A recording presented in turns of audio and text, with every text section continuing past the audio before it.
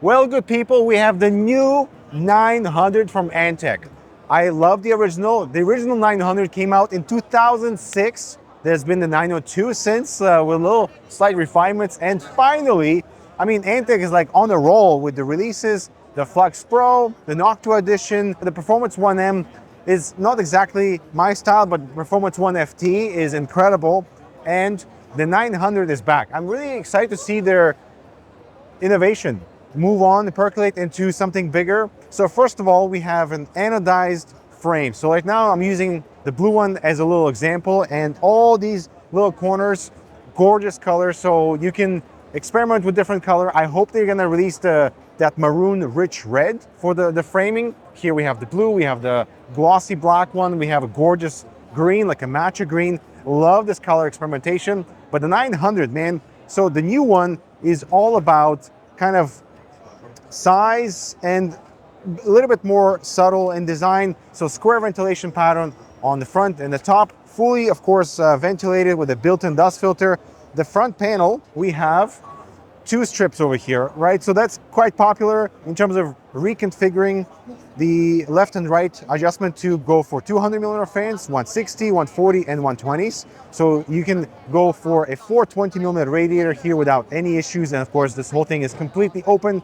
Although the power supply shroud on the interior is not that big. So I hope Antec can fix this so that we can, gives us opportunities for push-pull and really thick radiators.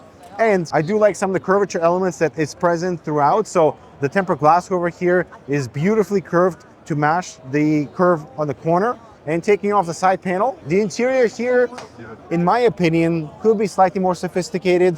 Whenever I see a completely flat motherboard tray, it screams a little bit of uninspired, but I like certain elements that are available on 900. So first of all, we have the iShift configuration that allows you to rotate the power supply with the extension over here, clearing out all this room for airflow. So the cables are not exiting here, but exiting towards the back. And because the case is quite wide, this is not a problem at all. We do have a 240 millimeter radiator support on this bracket on front of the power supply. And of course, both sides are ventilated. The bottom is ventilated, so airflow intake is not going to be that big of an issue, and actually showcasing a really beautiful system that we're going to take a look that highlights the potential for water cooling both on the power supply shroud, the front and the top. And of course, this has BTF support, rubber grommets absolutely everywhere for really long and wide motherboards. So from a point of view of space, the 900 definitely delivers. Here we have 140 millimeter support at the back with that same square ventilation that is present all around the case, except for our side panel. And I was hoping for a little bit more design consistency here with the 900, because I'm hoping this to be like the epic comeback that I felt was with the Performance 1M, for example. We have little cable tie points for our cables exiting from the motherboard I/O. And this is what the back looks like. A little bit basic from my understanding, like there's no sophistication with stamping, so the motherboard is not being hugged. And it just gives you the opportunity for all the room in the world. And of course, the top has the same ventilation pattern, and if we take this panel off, it will only support, unfortunately, up to a 360 radiator with a removable bracket. But given we have all this, length to the front of the case, I'm surprised we cannot do a 420. Interestingly though, the front I/O is removable, so if you are installing a 420 at the front, you can easily reach in and configure all your stuff that way. And so the 900 has some good elements, and I'm hoping this is not completely a final sort of prototype that's being on display.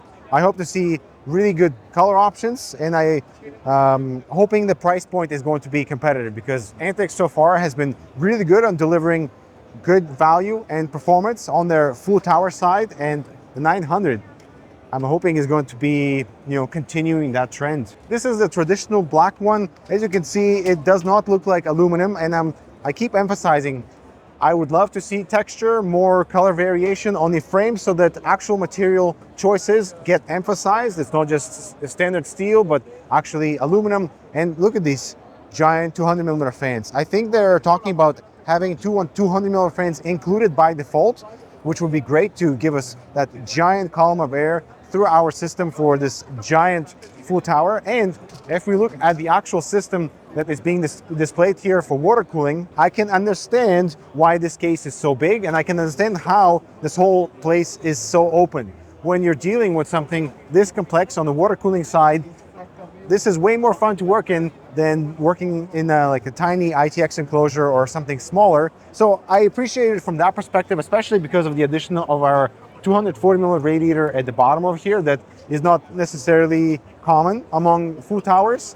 And because we have all that height, it's not a problem. I wish that though we had more space for our power supply shroud so that anything you install at the front for thick and push-pull radiator setups, it would be able to accommodate that something can go inside the power supply shroud. But otherwise, I love some design elements, and I would love to hear your thoughts on the new Antec 900. Okay, so at this point in time, the whole LCD screen on the top of an AIO pump head is almost becoming like a meme. Everybody is doing it. What I'm looking for is companies who are doing it a little bit different. And with the Antec Vortex View available in 240 and 360 millimeter sizes, they're actually doing something different. I have to appreciate this. So instead of just, yes, mounting a single LCD, this is a 720p IPS display to the pump head and calling it a day, they're giving you a little bit more adaptability. So first of all, there's a lock ring on this thing to lock it in place.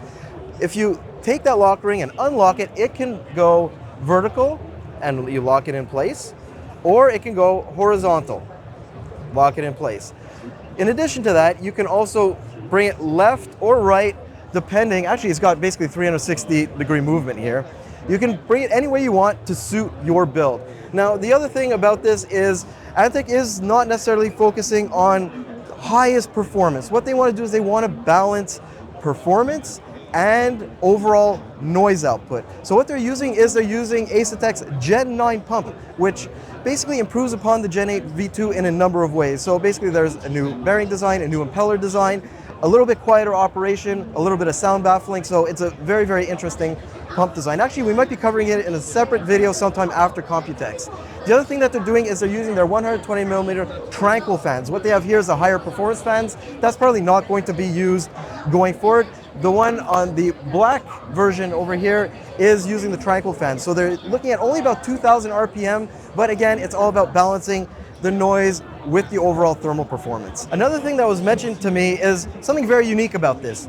So it all has to do with positioning on Intel systems versus AMD systems. We all know that sometimes some manufacturers, they'll give you an offset mount, right? So the north offset for the new Intel CPUs is critical because that gets it over the hotspot. South facing is for those AMD CCDs, especially on the AM5 designs. Now, what these guys are doing, I'm not 100% sure if I agree with it. I want your opinion about this because it adds some complication. So if your tubes are coming out from the south side of the water block, that is going to be AMD optimized. If you pivot it, so the tubes are coming out of the right-hand side of the block, that will be Intel optimized.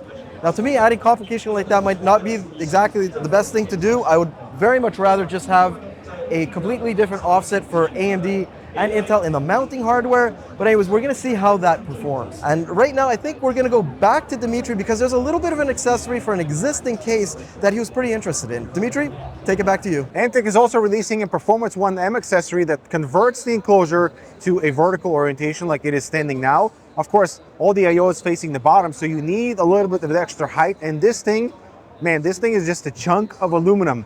Gorgeous, super, super sturdy like the rest of the enclosure.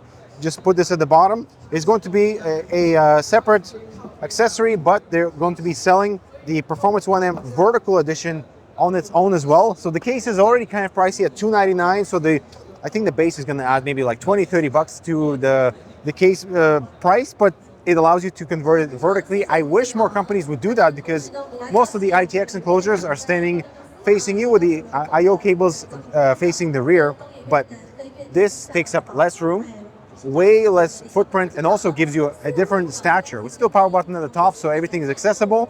You just have to figure out how to access the bottom I/O.